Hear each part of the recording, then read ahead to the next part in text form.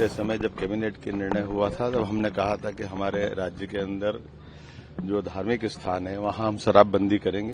कल के बाद महेश्वर, मंडलेश्वर, ओंकारेश्वर, पन्ना, ओरछा, उज्जैन ऐसे 17 स्थानों पर शराबबंदी लागू की जाएगी। शराबबंदी तो पहले भी थी, लेकिन उसकी भूमिका परिसीमा स्पष्ट नहीं थी। हमने परिसीमा स्पष्ट की। हम अपने अतीत के ऊपर गर्व करना चाहिए।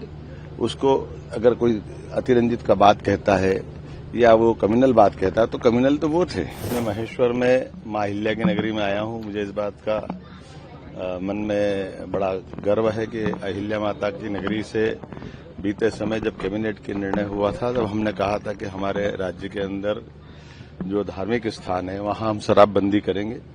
मुझे इस बात का संतोष है कि कल के बाद महेश्वर, मंडलेश्वर, ओंकारेश्वर, पन्ना, ओरछा, उज्जैन ऐसे 17 स्थानों पर शराबबंदी लागू की जाएगी।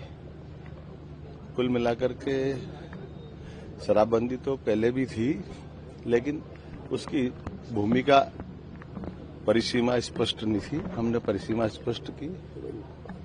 मैं मान के चलता हूं कि अहिल्या माता की कई सारी प्रेरणाएं हमारे लिए काम करती है।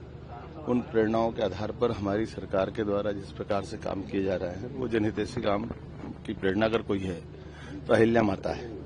मेरी अपनी ओर से अहिल्या माता के चरणों में प्रणाम। आज मैं मां अहिल्या पे एक नाटिका बनी थी, उसका शुभारंभ करने भी आया था और इस अवसर पर एक चीज और जोड़ना चाहूंगा। मध्य प्रदेश वो राज्य जिसने यशस्वी प्रधानमंत्री श्रीमान नरेंद्र मोदी जी के नेतृत्व में शिक्षा नीति लागू की थी जब मैं शिक्षा मंत्री था।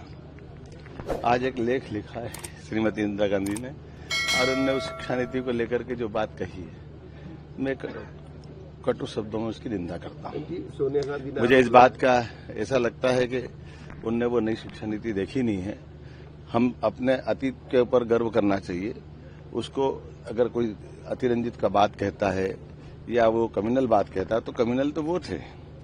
अगर हम महाराज शिवाजी अकबर में तुलना करेंगे, महाराज शिवाजी और औरंगजेब में तुलना करेंगे तो हमारी जड़ें तो शिवाजी तरफ जुड़ना चाहिए। हमारे देश के जो नागरिक हैं उनके प्रति भाव होना चाहिए। ये रहीम रसखान का भी सम्मान करता है, अच्छी बात है, लेकिन रहीम रसखान ने यहाँ के भगवान कृष्ण की भक्ति गाई है, जड़ों से जुड़ने का प्रयास किया है। लेकिन वो शासक जिन शासकों की भारत के प्रति कोई लगाव नहीं, ये उसी प्रकार से जैसे अंग्रेजों का है। अंग्रेजों से क्यों बाकी लोगों ने स्वतंत्रता का युद्ध लड़ा है, देश को आजाद क्यों कराया है?